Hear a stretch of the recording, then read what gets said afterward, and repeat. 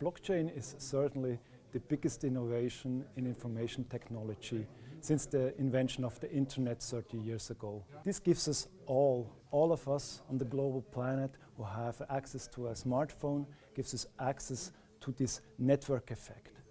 Just as online learning combines with classroom teaching to create blended learning solutions, these tools may be at their best when combined with human expertise and judgment.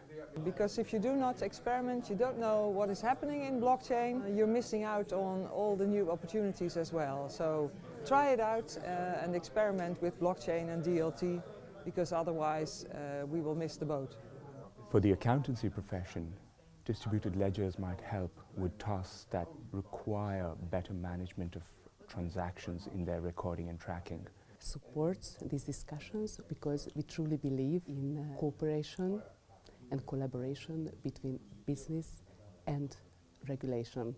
We're at the very start of this new technology. This technical innovation is going to take years before we see widespread adoption. And we should keep a balance and a pragmatic approach to reaction to the technology, allowing for the realistic timeline. Blockchain is going to be a catalyst for a paradigm shift in how we all are going to do business together, how we are all going to do transactions together. The sector needs time to innovate. It needs support from clients in terms of their openness to experiment with us, and regulators and other policy makers need to work with us on our journey so that, because we're going to a very different place from potentially where we're at now, and we believe that the public interest will be served in the future by that stakeholders' interest will be served, but we need their help to do that.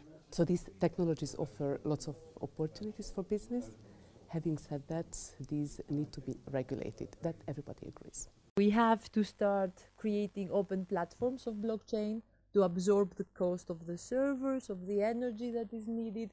This is the only cost that is out there. The cost of the transactions, as I said, is going to the minimum. We have to guarantee the transactions. If something happens to the application or your phone or your service, you have to make sure that cloud will help you back up your transactions. We have to strengthen the blockchain infrastructure for the success of the Digital Market Union. Well, fortunately here in Brussels, in Europe, the institutions, Parliament and the Commission have been very pragmatic in their considerations. So they're not rushing to over-regulate or indeed regulate very much at all. Apart from anti-money laundering, the technology is being allowed to flourish and blossom, and I think that's the right approach, giving it an opportunity to see what benefits it can bring to society and to citizens and to business. Our starting point from the Commission's perspective is that we want to ensure that Europe is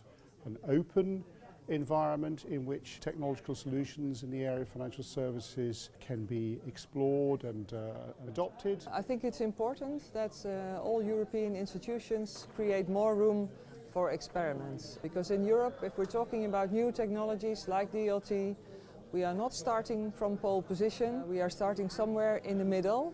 And just like my fellow countryman Max Verstappen, we have the potential to become the world champion, but we have to have the right environment, the right team, the right mechanics, so you have to have the opportunity to test and to experiment.